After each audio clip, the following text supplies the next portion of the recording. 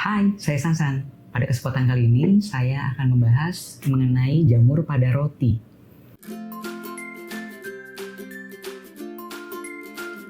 Pernah nggak sih kalian menemukan jamur di roti yang seperti warnanya kehitaman, kebiruan, putih? Nah, itu tandanya si roti ini sudah berjamur.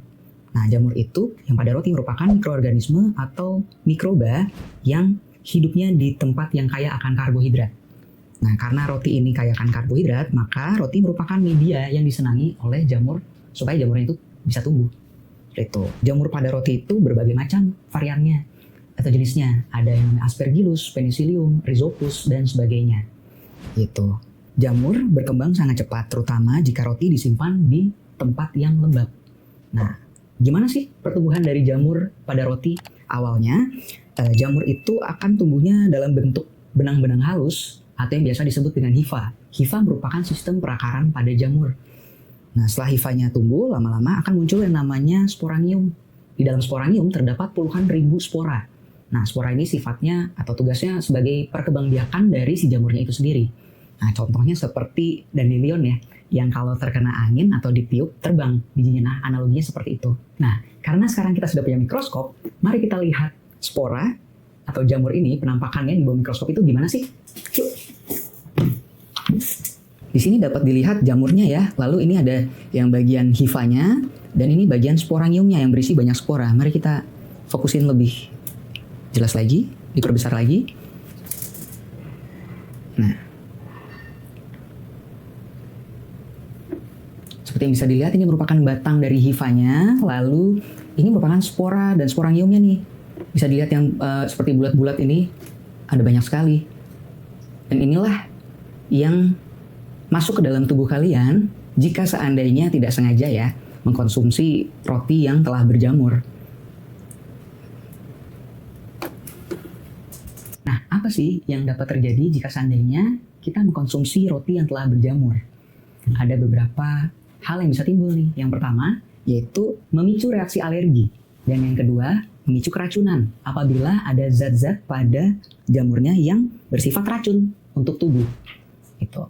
Zat racun pada jamur disebutnya namanya mikotoksin. Miko itu jamur, toksin itu racun. Jadi racun pada jamur. Ada berbagai macam racun pada jamur, itu ada yang namanya aflatoksin, okratoksin A, dan lain sebagainya. Dari jurnal yang kami temukan mengenai mikotoksin, jadi penelitian ini dilakukan sejak 2013 hingga 2023. Penelitiannya dilakukan pada mikotoksin di sereal dan roti-rotian. Hasilnya adalah ditemukan angka mikotoksinnya melebihi ambang batas dari regulasi yang diizinkan di area tersebut. Itu misalkan di Indonesia ada regulatornya namanya BPOM ya. Dia bikin regulasi tentang mikotoksin batasnya sekian. Namun ternyata dari hasil penelitian ini melebihi ambang batas tersebut. Otomatis bersifat membahayakan bagi manusianya. Nah, menariknya mengenai sereal dan tepung-tepungan serta roti-rotian erat kaitannya dengan UPF atau Ultra Processed Food.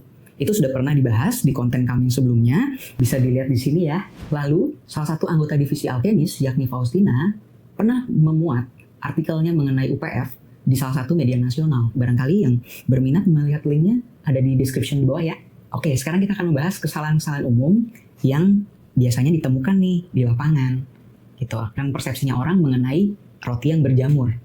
Nah, ada beberapa hal ya. Pertama, pernah nggak sih kalian misalkan menemukan ada roti, lalu ada bagiannya yang berjamur. Nah, yang dilakukan adalah membuang bagian yang berjamur dan tetap memakan bagian yang tampaknya bersih. Ada nggak yang pernah ngelakuin itu? Nah, seperti yang telah tadi kita bahas, lagi udah lihat di mikroskop ya. Jika yang tampak pada roti ini udah ada sebagian jamurnya, nah misalkan dibuang saja, namun hifa itu dapat tumbuh di serat-serat rotinya karena dia merupakan sistem perakaran.